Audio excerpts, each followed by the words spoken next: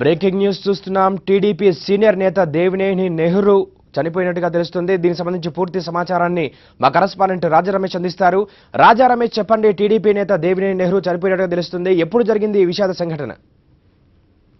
నరేష్, విజయవాడకు సంబంధించిన తెలుగుదేశం పార్టీ నేత మాజీ మంత్రి దేవినేని రాజశేఖర్ నెహ్రూ ఈ రోజు తెల్లవారుజామున హైదరాబాద్ లోని కేర్ ఆసుపత్రిలో చికిత్స పొందుతూ మృతి చెందారు. ఆయన గత కొంతకాలంగా అనారోగ్యానికి గురవుతున్నారు. ఈ నేపథ్యంలోనే వారం రోజుల నుంచి కూడా ఆయన హైదరాబాద్ కేర్ ఆసుపత్రిలో చికిత్స పొందుతూ ఉన్నారు. అయితే అనారోగ్యం కారణంగా ఈ రోజు తెల్లవారుజామున మృతి చెందినట్టుగా బంధువులు చెప్తూ ఉన్నారు. ఈ సమాచారం తెలియగానే ఒకసారిగా విజయవాడ గుణదల్లో ఉన్న ఇంటి దగ్గర నుంచి బంధువులందరూ కూడా హైదరాబాద్ కి బయలుదేరి వెళ్ళిపోయారు.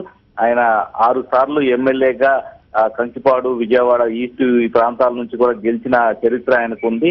సీనియర్ నాయకుడిగా తెలుగుదేశం పార్టీ స్థాపించినప్పటి నుంచి కూడా ఉన్నారు. ఆ తర్వాత చంద్రబాబు నాయుడు తోటి విభేదించి ఆయన కాంగ్రెస్ పార్టీలో కూడా చేరారు. కాంగ్రెస్ పార్టీలో కూడా కీలక నేతగానే ఆయన ఎదగడం జరిగింది. మాజీ ముఖ్యమంత్రి వైఎస్ రాజశేఖర్ రెడ్డి కూడా అత్యంత సన్నిహితుడిగా ఆయన కొనసాగారు.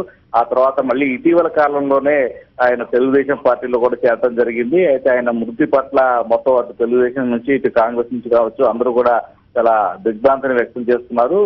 విజయవాడ రాజకీయాల్లో దేవినేని నెహ్రూ అంటేనే తనకంటూ ఒక ప్రత్యేకతను ఆయన గుర్తింపును కూడా ఏర్పాటు చేసుకున్న నాయకుడిగా ఇక్కడ కొనసాగుతూ ఉన్నారు. విజయవాడ రాజకీయాల్లో నెహ్రూ కంటూ ఒక ప్రత్యేకమైన స్థానం కూడా ఉంది.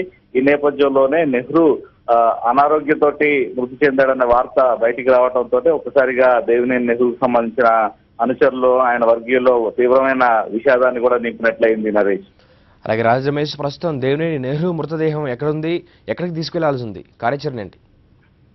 నెహ్రూ మృతదేహం ప్రస్తుతం కేర్ హాస్పిటల్లో ఉంది. హైదరాబాద్ లోని బంజారా హిల్స్ కేర్ ఆసుపత్రిలో వారం రోజుల కిందట ఆయన చికిత్స కోసమని కుటుంబ సభ్యులు అక్కడ తీసుకెళ్లడం జరిగింది.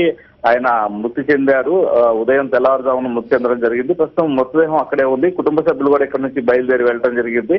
అక్కడ సంబంధించిన హాస్పిటల్కి సంబంధించిన ఫార్మాలిటీస్ పూర్తయిన తర్వాత మృతదేహాన్ని విజయవాడకు కూడా తరలిస్తారని అంటారు. బహుశా సాయంత్రం వరకు మృతదేహాన్ని విజయవాడకు తీసుకొచ్చే అవకాశాలు అయితే కనిపిస్తున్నాయి. నరేష్.